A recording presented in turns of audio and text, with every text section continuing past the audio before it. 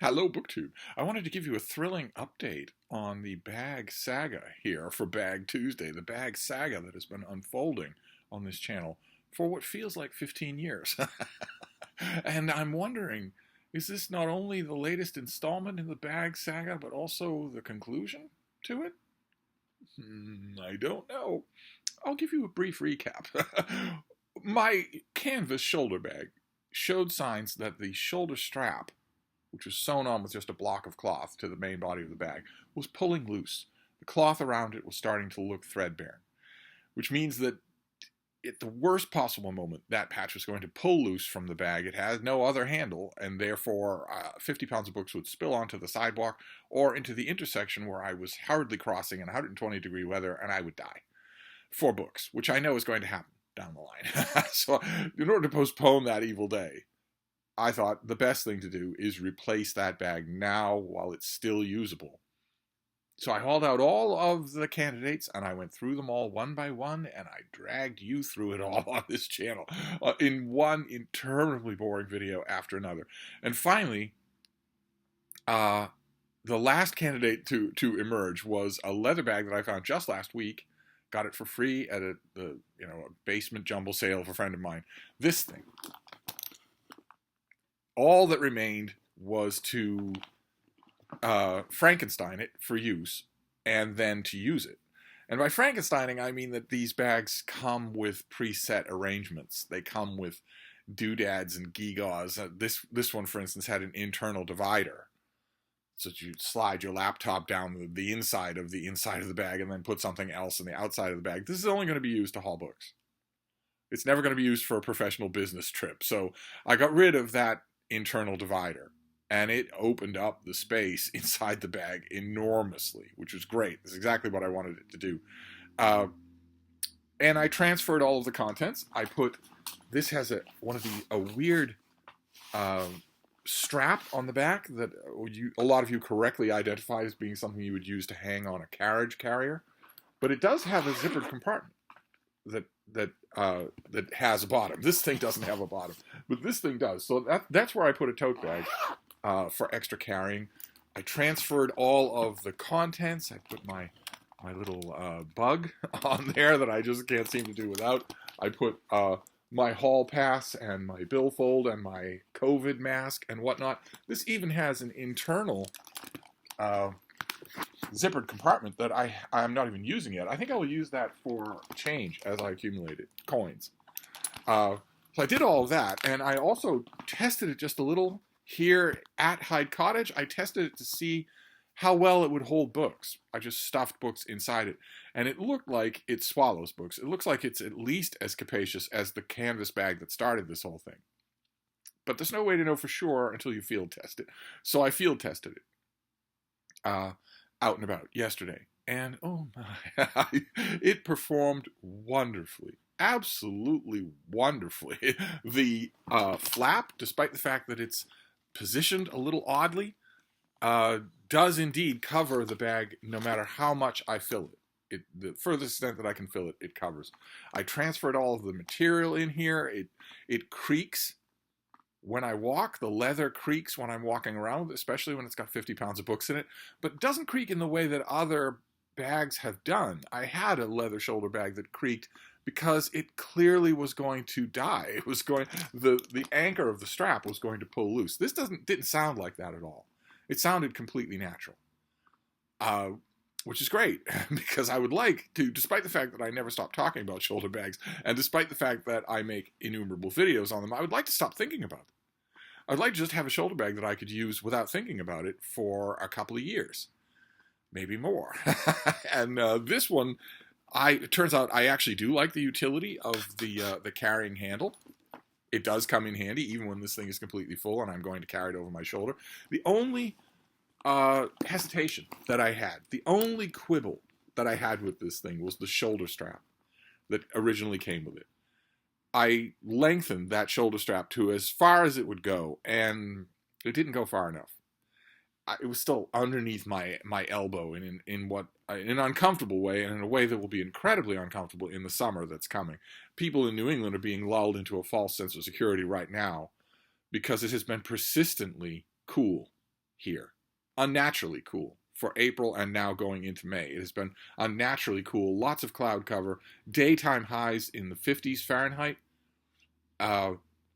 And that gives no indication of the summer that I think is coming. I think a summer is coming here that is ordinarily seen in places like Dubai, where it's triple-digit temperatures for 10 or 15 or 20 days in a row. Large portions of the United States that don't usually see that kind of weather saw it last summer and the summer before that. It's just a fluke that New England has been exempted from this. And when it happens, well, I'm not going to want a leather bag up under my arm.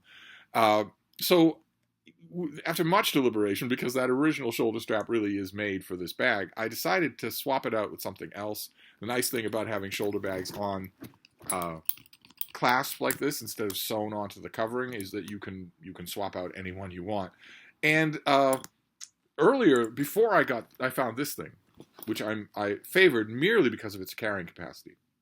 Oh, it is kind of pretty. Before I got this, one of you actually sent me a gorgeous leather bag in the mail. Just gorgeous. Far different from this sort of thing. Although this is closer than the black leather bag that I Frankensteined a week ago. Just a beautiful thing. Artistry, really, when it comes to leather work.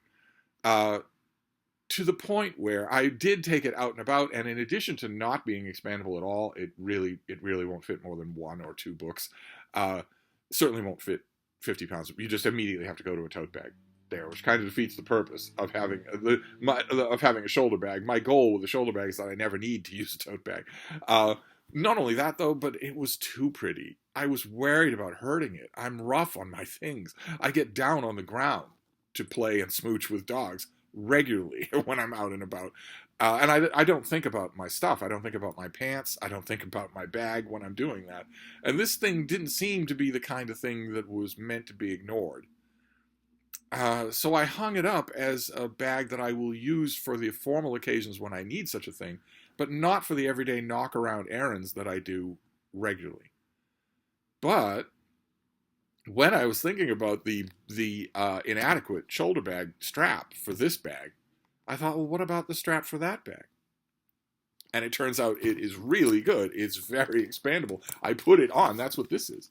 I put it on this thing. It's got the beautiful brass rivet there, and it's not. It doesn't have the loop here that you just feed it in and loop it, feed it in and loop it to lengthen it. Instead, it has an actual buckle with actual holes in it, like a belt. And there's a lot of them. So you can, this is not as far as it could go. I lengthened it to, well farther down than it was when I originally got it. And this turns out to be perfect, the perfect length. The only thing that was wrong with it is that it had one of those shoulder straps, and the shoulder strap was not riveted onto the strap itself. The pad was sort of loose. It was rolling around on there, and I hate that. The last few bags that I found, that shoulder pad was riveted into place. It was part of the strap, so it didn't move. And so you could theoretically position it so that it would be a little gentler on your shoulder. This one did not. It wasn't anchored at all. It was meant to slide all around, obviously because you're changing the length of the strap with this thing. And I have found that when something is like that, when it is flopping all around, it's never going to be where you want it. It's always going to be where you don't want it. So I unbuckled this thing completely so that I just had this top strap and slid that right off. So I don't have a shoulder pad on this thing anymore. But it is nice and long. It is long enough so that this thing hangs exactly where I want it to be. And that is the last of I won't even say Frankensteining. That is the last of the customizing that I've had to do with this thing. It's already scuffed, more scuffed than it was the last time I showed it to you. And it's just going to get more so. You saw what my old leather shoulder bag looked like. It looked pretty terrible by the time I was done with it. That fate awaits this bag, but that's what they're for. And I think that with this bag, I have found the bag I want. I think I can actually put this bag saga to rest. I am using a very solid shoulder strap that is quite long enough, and the bag itself is just fine. It has no internal barrier anymore. It's rock solid, like I mentioned when I was showing it to you the first time. It's really nice, heavy leather. It's even got this carrying handle, and the carrying handle itself is incredibly strong. It's incredibly sturdily made. It'll break here in the middle before it'll break at either of its contact points. So, I mean, I've tested this thing. I will continue to field test it. I'm considering my next 3 or 4 errands to be field tests. But it passed yesterday, with flying colors. In that, I didn't need to think about it, which is the key here. Believe it or not, the key here of all of this, with bags or with tech, is that I don't want to have to think about it. I don't want it presenting me with problems that make me think about it. I want it to just work. It's one of the reasons I'm an Apple fanboy, because I want it to just work. I don't want it to say, Same thing with a shoulder bag. I don't want it to have any points of friction. I don't want it to have any points that I have to negotiate around when I'm doing other things. When I'm out and about, I'm grumpy. I don't want an extra thing making me grumpy. And I think this is going to work. I really do. I think it's just, I will try it a few more times, but on the day in question, when I was accumulating a pile of books, now the pile of books that I accumulated yesterday was not as big as I usually get, but they fit easily with room to spare. So I will keep doing that in the course of this week and next week, and we will see, but I have very, very high hopes. I have studied this thing. I was worried at first because this underpinning is loose from the leather covering, but I detect nothing in the way of structural problems with the bottom of this bag, or the sides, or the place where the clasp attaches to the bag itself. This is not only sewn and riveted, but it's also part of a piece that runs along the whole of the bag, so that the downward pressure there is distributed wonderfully. I'm pretty pleased with this thing, which I found for free in the basement of a church. I'm pretty pleased with it. I think the only thing more I want to do with it is maybe a little bit more trimming of the interior pocket. There was that interior divider needed to be cut out of this bag. And some of the spots where that cutting happened, especially down inside the bag where the lighting isn't all that good, are still a little bit uneven. It doesn't get in the way of putting books in the thing, obviously, but I'd still like it to just be as smooth as I can possibly make it. And I can't turn the thing inside out because the lining of it, the framework of it, is metal. And I tried, and it won't turn inside out. So I just need to really shine as many lights down into the bowels of the thing as possible and be really careful. It's at an odd angle down at the bottom there so that it won't work with a pair of scissors. I actually need to use a knife. And using a knife at an odd angle in a dark space when you don't have a sense of touch is really, really a bad idea. So I'll have to be careful with that. But I think sunlight is predicted to return to New England in about a week. And I can wait that long. I can certainly use it in the meantime. So there you go. That is a bag update for Bag Tuesday, and it could be the very last one. I think I have found the bag that I need. A workhorse, bottomless, TARDIS-like bag that I can stuff a million things into without thinking about it. It looks tough enough so that I don't have to think about it. That was the whole goal. So we shall see. I know that this will break your heart if there are no more bag updates on this channel, but nevertheless, my goal was not to create content for this channel. It's just that I'm weird and you're weird too, so I felt like doing it. But my goal was to get a bag that I can use, that I don't have to think about. And I think I might have done that.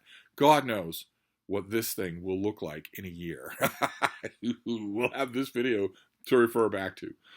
Anyway, I'm going to wrap this up for now. Just thought I would let you bag enthusiasts know. And I will see you soon. Thank you, BookTube.